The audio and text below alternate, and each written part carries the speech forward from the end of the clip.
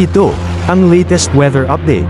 Alamin ang pinakasariwang ulat panahon ngayon dito sa Information TV Educational Channel 2. Satellite images nga natin, makikita natin yung southwest monsoon o habagat na patuloy na nakaka-apekto, partikular na sa kanlurang bahagi ng Luzon. Makikita nyo, medyo maulap pa rin yung kalangitan, partikular na sa may bahagi ng Ilocos Region at ilang bahagi ng Central Luzon, yung area ng Bataan at Zambales. Asahan pa rin na malaking tsansa ng mga pag-ulan sa araw na ito. Samantala, patuloy pa rin yung pagmamonitor natin dito sa low pressure area na ating huling namataan na sa 220 kilometers northeast ng Apari sa lalawigan naman ng Cagayan. Sa ngayon, basta pinakahuling datos natin, medyo nahihirapang maging isang bagyo itong low pressure area na ito dahil nasa isang environment siya na hindi conducive para ma-develop into a tropical depression. Pero patuloy pa rin nating i-monitor itong low pressure area na ito sa mga susunod na oras. At samantala, sa iba pang bahagi ng ating bansa, sa eastern side ng Luzon,